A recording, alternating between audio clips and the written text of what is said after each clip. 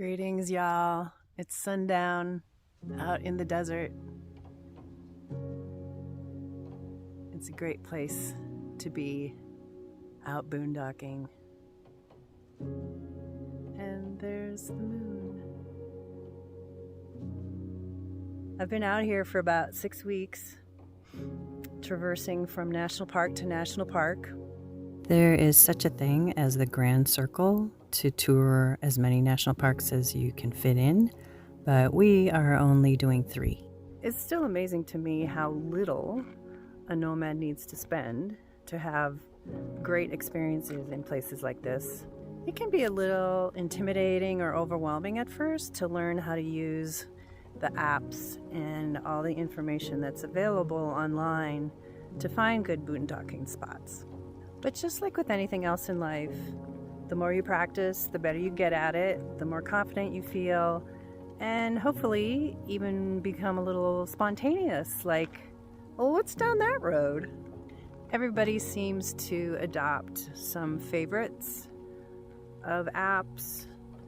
I've settled on iOverlander, Campendium, Gaia, the paid membership that allows for a layer to show where public lands are, because often in other apps or even online it can be a little inaccurate about where the boundaries lie.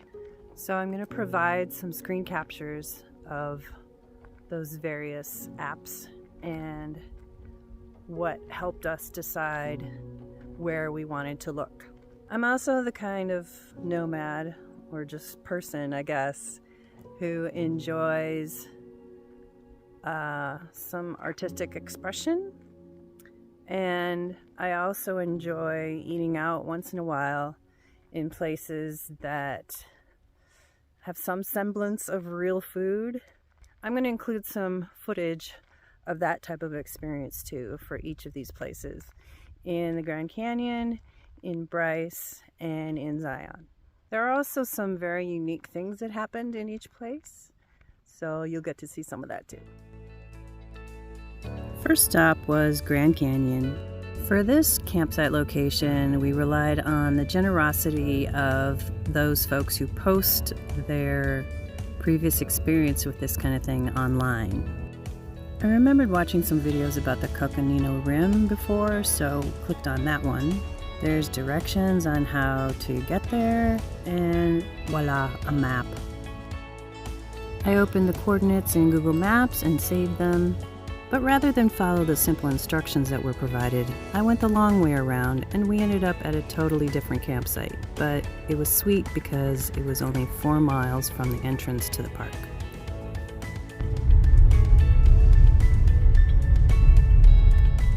We had that triangle all to ourselves. I'll leave the tour guide video to all the details of each park to those who do them best. Since I stumbled on a section of the Pacific Crest Trail when I was at Lassen Volcanic National Park, I hiked 0.001% of it and included that in a video.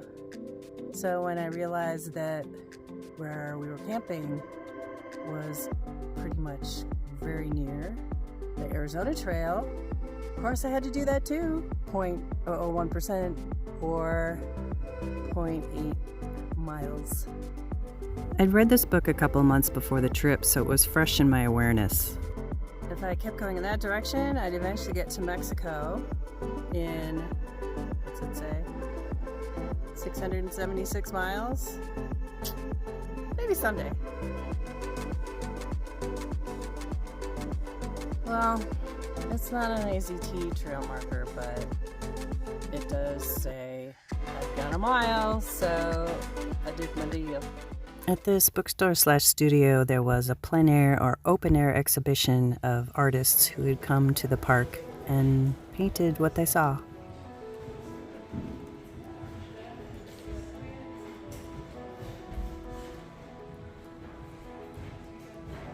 I highly recommend Yavapai Tavern and Yavapai Lodge.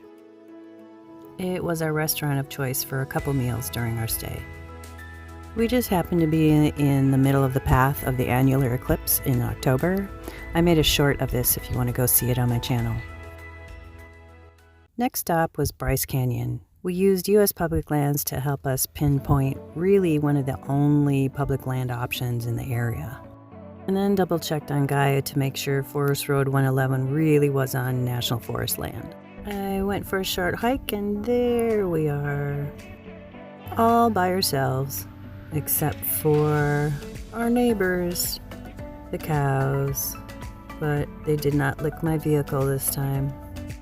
Bryce is smaller, more user-friendly, more of a laid-back vibe. These prescribed burns were a little disconcerting, and the smoke hung out in our low-lying area, making it impossible to sleep. I highly recommend Bryce Canyon Pines Restaurant. Great service, food that's made from scratch in the kitchen, like this amazingly flaky crust on a blueberry pie. For Zion National Park, we found our spot using Campendium, which has a toggle for just show me the free stuff, please. There's an entire string of sites that apparently used to be dispersed camping and now are designated with numbers. This map at the kiosk at the location was the only one we could find. It would have been nice to have it ahead of time.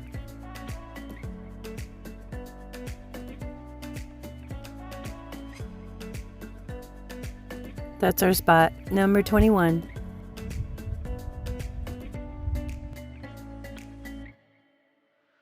Truly one of the most beautiful spots we've ever been in.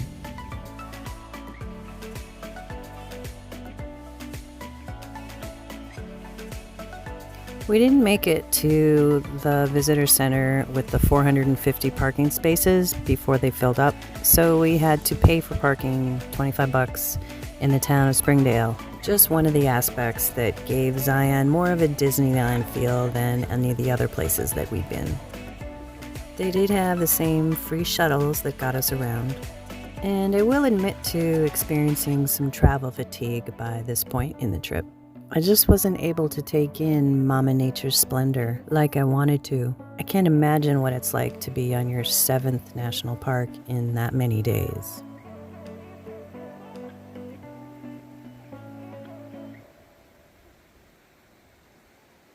They had a very small exhibition of artist-in-residence work at the museum. To sustain our trek back to our campsite, we stopped at Oscar's and had an awesome pesto quesadilla.